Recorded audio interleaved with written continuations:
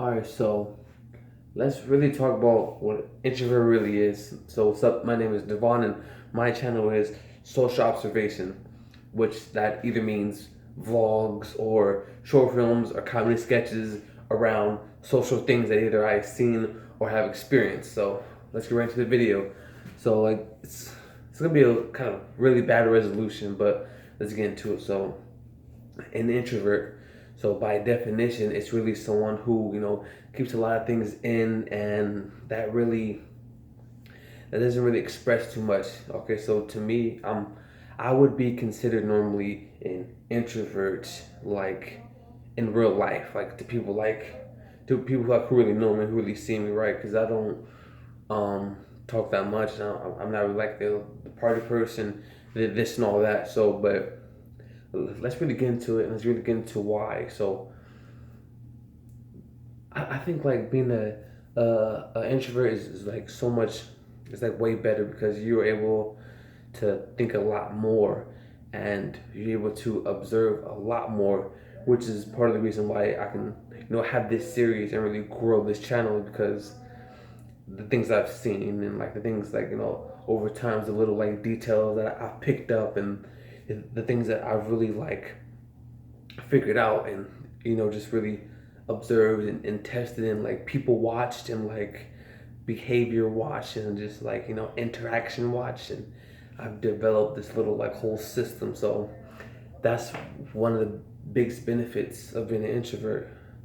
Because my extroverts, they're busy seeing does this person like me, how am I affecting this other person, how do these other people feel about me if I don't get compliments, and I want to be the what do we call it, the center of attention, the star of the party, the blah blah blah, and that's cool if you are that, but I mean most of us aren't, and that some of us that are actually the opposite of that, we can really watch and pick up on social cues and just nonverbal like communication. When I actually studied that in college, it's called interpersonal communication. But we're gonna get into that a little bit later. So another thing that I really picked up is like we can really like be comfortable being quiet. Like I've been there are times to where like they're like long car rides or like long plane rides or like really long periods of time. I say, dead quiet, dead silent. Like there's times where I haven't talked for days or weeks or maybe a couple months, and I'm comfortable because it's like inner peace inside my mind. It's like my thoughts, my stories, what I have in my head, and so in dealing with all that, it makes you have a better sense of self because you're constantly thinking, like you have your surroundings and who you are and what you really stand for. So, um, but okay, so for me personally, it's not like I am an introvert, right? But that's only to like a certain amount of time because like to people I don't really know or my first time meeting people or people that I'm just meeting a few times, I may seem really introverted, but once I know someone, once I get like that bond with them, that relationship with them, I'm really wild. I'm telling jokes. I'm like really hyped up. I'm really like there for them, really, like loyal. Like it's almost like a change. It's almost like I didn't become extroverted once I found someone that I'm comfortable with and like that's like a good friend, and I can feel like okay, I can be my full self with these people, this person specifically. So uh, extroverts, we typically usually have like a smaller group or smaller circle, right? To like people that like we trust and that we can be fully expressive with. But for me, it's a little bit different since I do these type of things and I'm more on top of the arts.